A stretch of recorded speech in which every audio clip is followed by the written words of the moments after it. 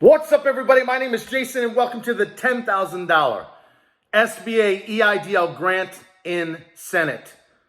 It is Sunday, August the 2nd, 2020.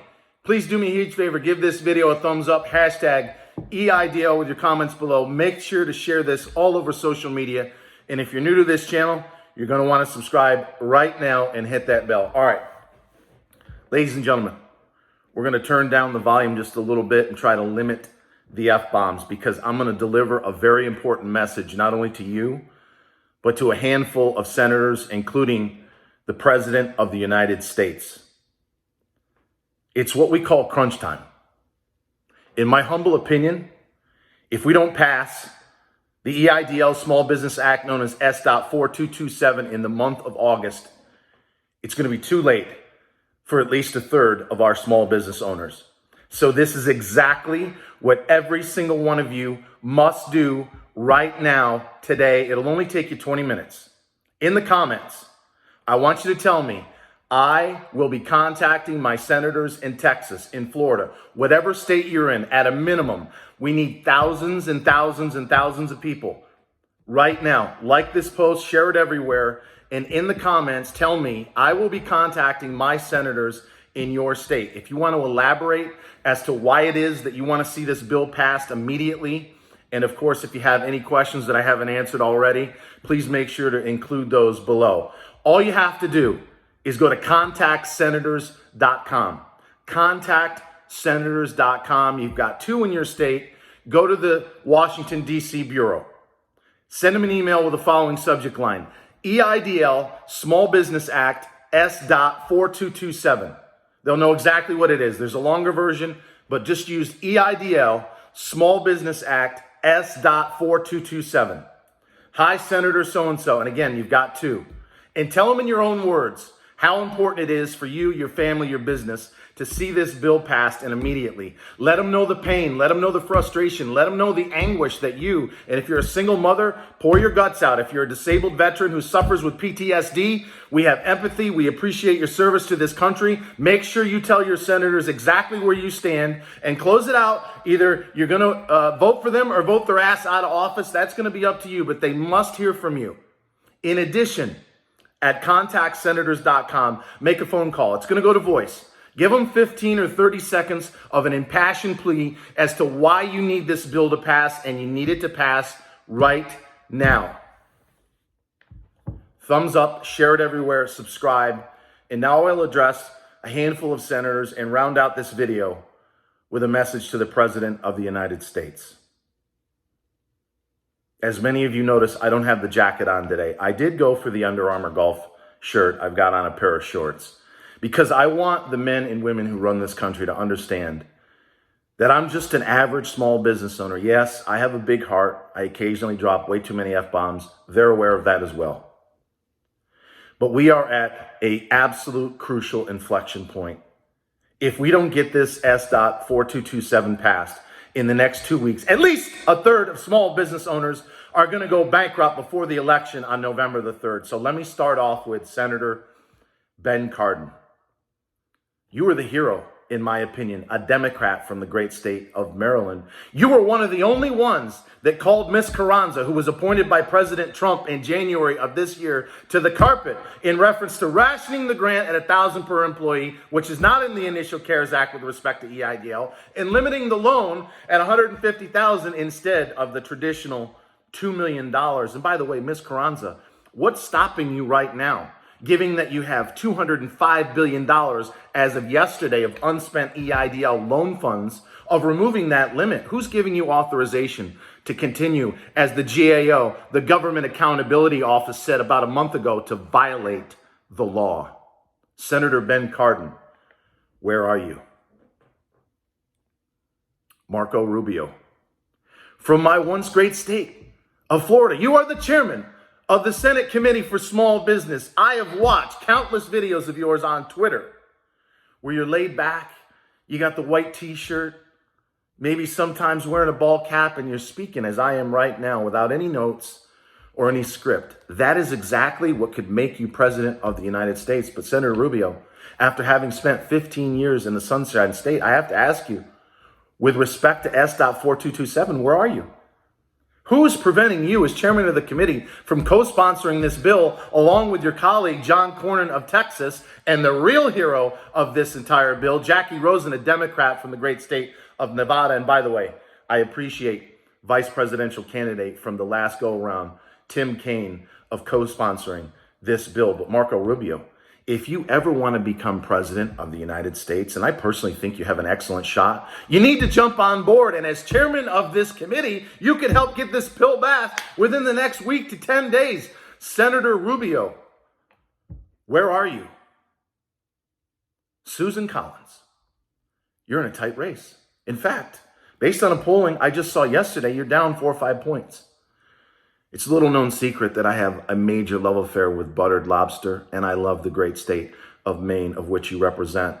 But you are among many Republicans. In fact, the Senate, according to many of the bookies in Vegas, is about to go Democrat by 1 seat, and you are one of the ones that are at risk. Ms. Collins, I have admired your willingness in the past to stand up against not only this president, but prior presidents and go your own way. And the speech that you gave in front of the Senate 6 months ago was one of the best that I've ever seen. Senator Susan Collins, with respect to S.4227, where are you? Josh Hawley, Republican senator from the great state of Missouri. My grandfather grew up on a farm in Missouri.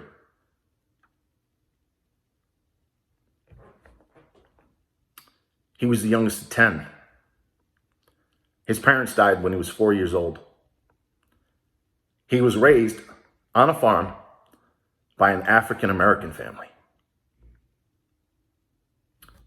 And if you scroll down through thousands and thousands of comments from almost 35 small business owners, you will see single mothers and brothers from another mother, brown and black, who are hanging on by a thread. And Josh Hawley, you were someone in the Senate hearing on June the 10th who stood up to Javita Carranza, and I'm not getting into the political weeds with respect to Planned Parenthood, but Josh Hawley, you have said in the past that we need to help out the minority community. Where are you with respect to S.4227?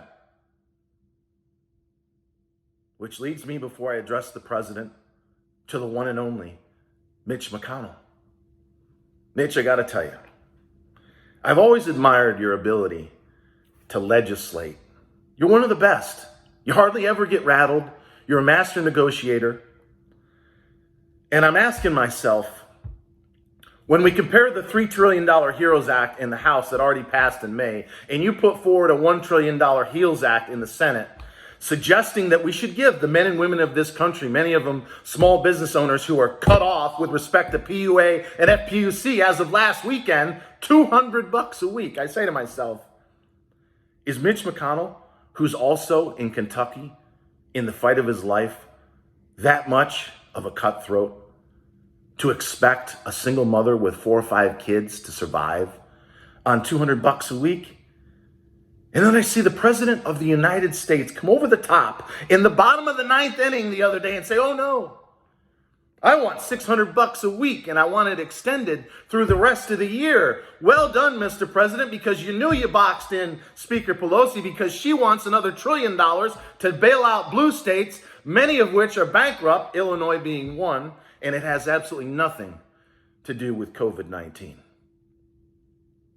Mitch McConnell, Josh Hawley, Susan Collins, Marco Rubio, and now the President of the United States. Where are you with respect to S.4227? Mr. President, I've addressed you in the past. Your staff is well aware of who I am. You made a masterful move in 2016, if you ask my opinion, when you campaigned on behalf of the forgotten men and women.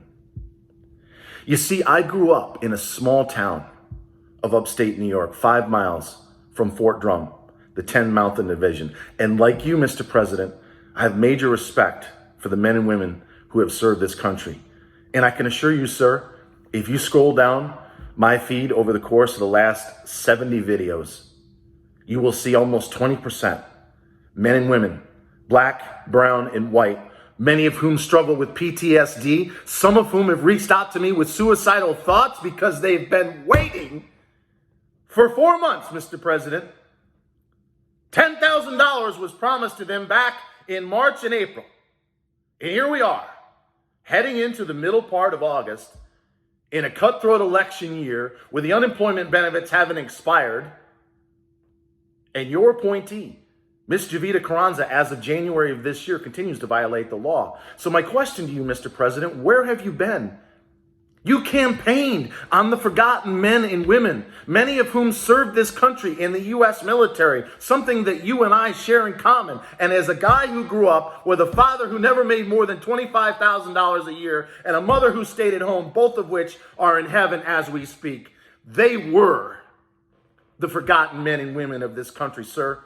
With all due respect, you are going to lose on November the 3rd if you don't do something right now. Yes, there are suppression polls, but when you're losing in every single one, including the Fox poll, by an average of almost 9%, I can tell you in the great state of Georgia, if I go down into Atlanta as I did last weekend, the disdain for you and the divisive rhetoric is through the roof.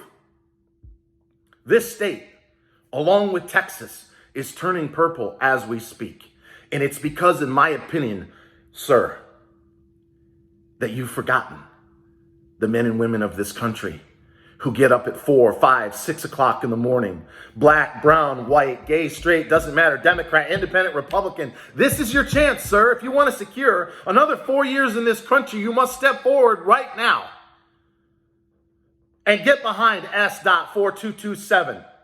Show the entire country, regardless of political persuasion, that you are in fact a champion of the forgotten man and woman, because if you don't, come November 4th, it's time to pack your bags, and it'll be your own fault. Ladies and gentlemen of this channel, senators of both parties, and the President of the United States, may God bless you and the United States of America.